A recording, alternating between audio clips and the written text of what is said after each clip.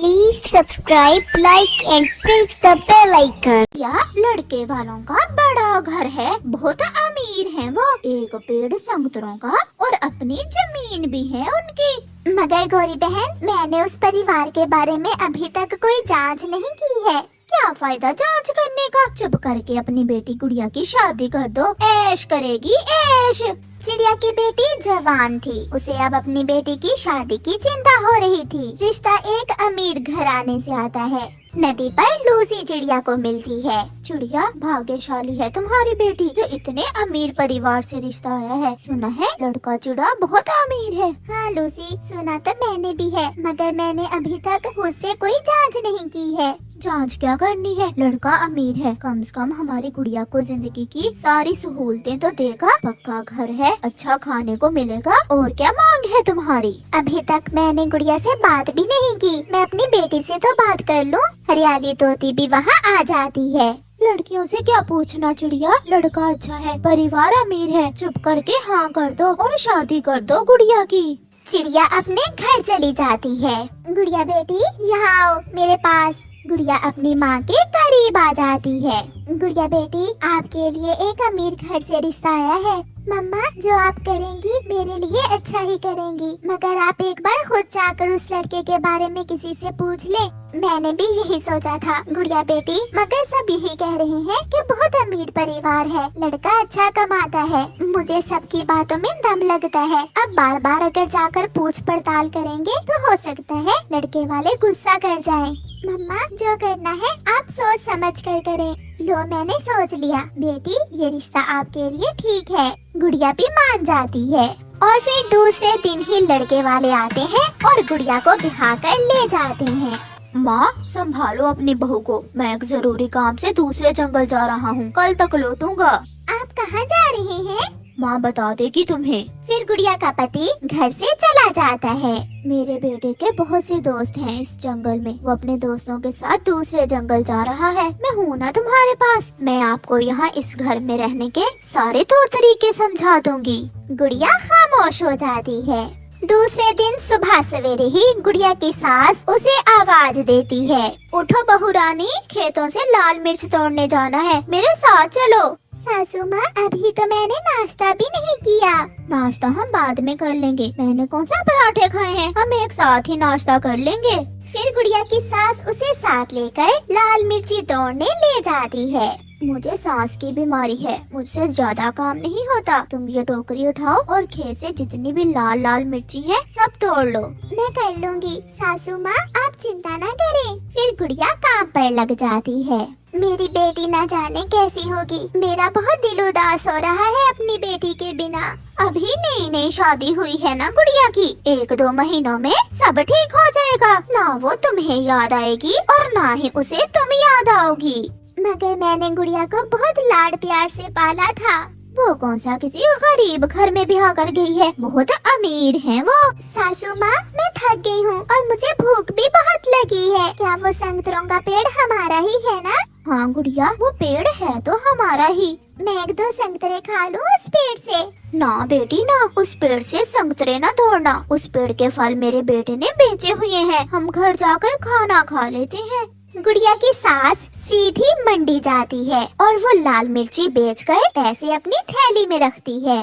फिर वो सास बहू घर आ जाती हैं। साथ वाली जमीन भी बिक रही है, वो भी लेने का इरादा है हमारा, बस थोड़े से पैसे रहते हैं, बाकी का बंदोबस्त तो मैंने कर लिया है। सासू माँ, भूख लगी है। जाओ रसोई से नमक वाला डिब्बा उठा कर ला और एक रोटी पर मुझे भी थोड़ा सा नमक रख कर दे दो और एक रोटी तुम खा लो।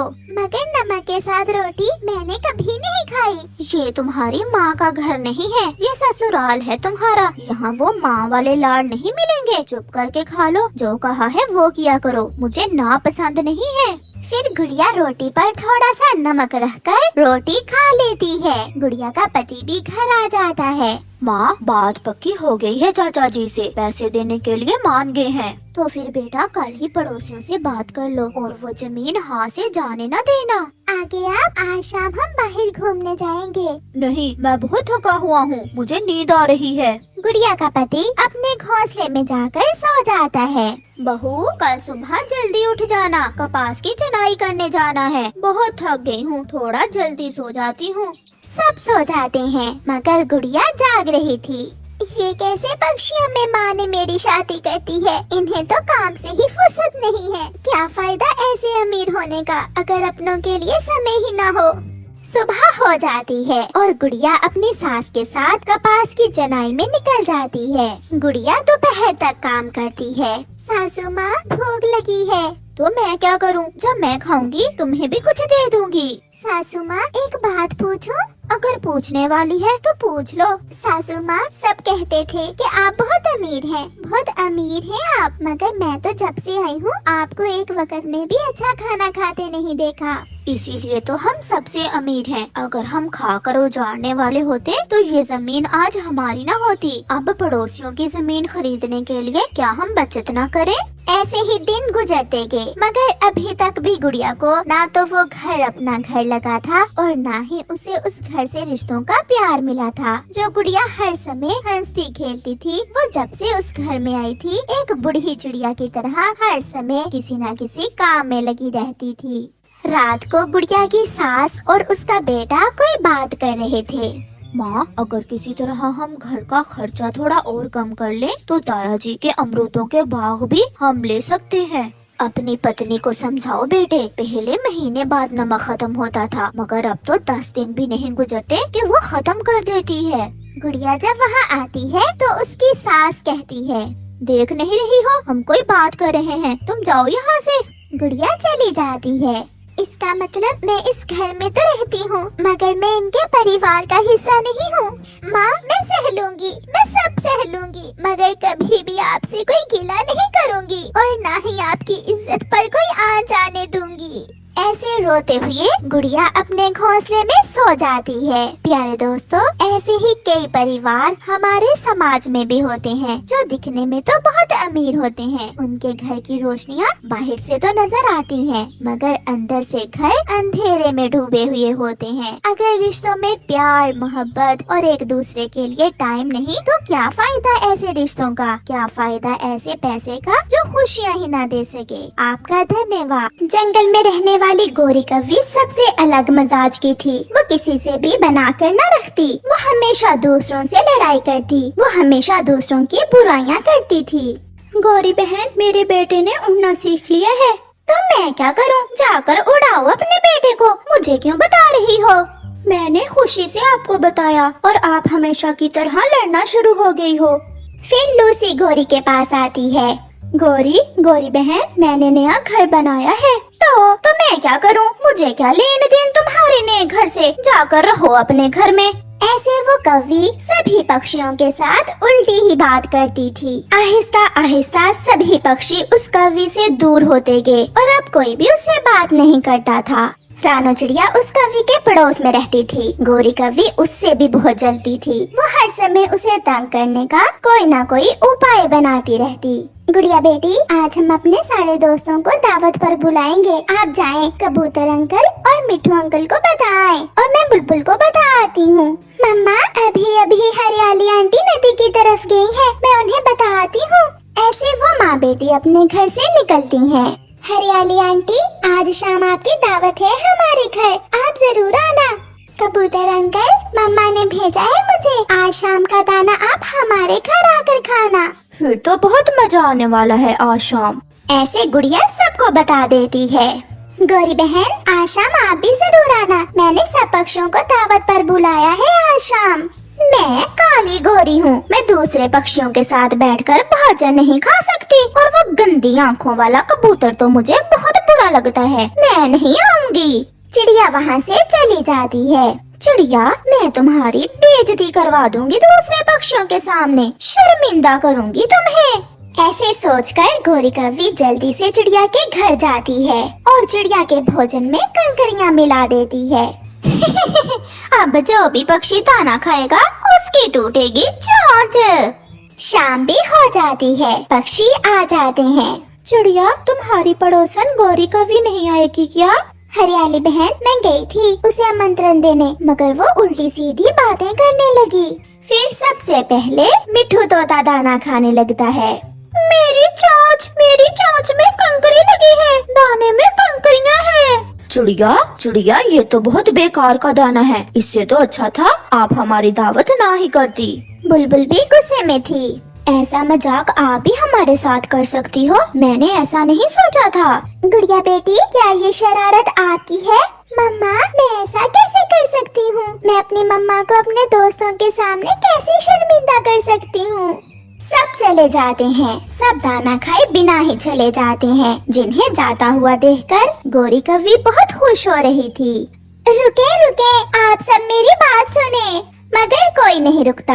चिड़िया घर के बाहर बैठी सबको बुला रही थी, जिसे देखकर गौरी हंसते हुए कहती है, दाने में कंकरियां डालकर दावत करती हो अपने दोस्तों की? ऐसा दाना कौन खाएगा? गौरी, ये शरारत तुमने ही की है, मगर याद रखना, आज के बाद मैं भी आपसे बात नहीं करूंगी। ऐसे ही दिन गुजरते गए और फिर एक दिन मिठू तोता पेड़ पर बैठा हुआ अपना अमरूद खा रहा था कि वहाँ गौरी कव्वी आ जाती है। ओए मोटी चोंच वाले मिठू, ये अमरूद मुझे दो। शक्ल देखी है अपनी, चल भाग यहाँ से काली कलोटी। गौरी मिठू से वो अमरूद छीनकर भाग जाती है। मिठू भी पीछे उड़ता है। गौरी आगे आगे और मिठू पीछे पीछे, मगर गौरी कहाँ पकड़ में आने वाली थी? वो तो भाग जाती है। गंदी बुरी कव्वी मेरा अमरूद ले गई, मैं भी छोड़ूंगा नहीं इसे। जंगल के करीब ही किसान का खेत था। वहाँ कव्वे हर रोज किसान की मकई खा लेते थे। किसान बहुत परेशान था। एक दिन उसकी पत्नी किसान से कहती है, किसी तरह आप एक कौवा पकड़कर अगर उसे खेत में बांध लो तो उसे देखकर कोई भी कौवा हमारी फसल नहीं खाएगा। तो फिर मैं आज ही कोई कौवा पकड़ता हूँ। किसान अपना जाल उठाकर चलता है। जाल देखकर सभी कौवे दूर भाग जाते हैं। चलते चलते किसान जंगल में पहुंच जाता है। वो एक जगह दाना डालकर जाल लगा देता है और थोड़ी दूर छुपकर बैठ जाता है। उड़ती हुई गौरी कव्वी जब वहाँ से गुजरती है तो इतना सारा दाना देखकर वहाँ आती है। आज तो बिना मेहनत के ही भोजन मिल गया, पेट भर के खाती हूँ। गौरी अभी बैठी ही थी, किसान अपनी रस्सी खींच लेता है और गौरी कव्वी जाल में फंस जाती है। भागकर किसान भी पहुँच जाता है। छोड़ दो मुझे इंसान, मैं तुम्हारे किसी काम की नहीं हूँ। कोई चिड़िया पकड़ो या कोई सफेद कबूतर, प्लीज मुझे छोड़ दो। मुझे तुम्हारी ही जरूरत थी। काली कव्वी, चुप करके बैठ जाओ। किसान जाल लेकर वापस जाता है। गौरी की पड़ोसन रानो चिड़िया गौरी को जाल में फंसा हुआ देख लेती है। ये तो गौरी कव्वी है, ये जाल में कैसे फंस गई होगी? मम्मा, हमें इसकी मदद करना होगी। चिड़िया भागी भागी मिठू के पास जाती है। मिठू जल्दी चलो मेरे साथ, किसान ने गौरी को पकड़ लिया है। अपने तेज चोंच से तुम वो जाल काट दो। मगर चिड़िया बहन, कल उसने मेरा अमरूद छीन कर खा लिया था। वो मुसीबत में है मिठू, हमें उसकी मदद करना होगी। चिड़िया की बात मानकर मिठू उसके साथ चला जाता है। किसान ने कव्वी की टांग को रस्सी से बांधकर पेड़ से बांधा हुआ था। मिठू चुपके से जाकर वो रस्सी अपनी तेज चोंच से काट देता है और गौरी उड़ जाती है। वो बहुत शर्मिंदा थी क्योंकि वो हमेशा दूसरों से लड़ती थी, मगर आज उन्हीं पक्षियों ने उसकी जान बचाई थी। मिठू, मेरे भाई, चिड़िया, मेरी बहन, मुझे माफ कर दें। मैं फिर कभी आपसे लड़ाई नहीं करूँगी। पहले मेरा अमरूद मुझे ला कर दो, फिर माफ करूँगा। फिर वो सब हंसने लग जाते हैं। Please subscribe, like and press the bell icon.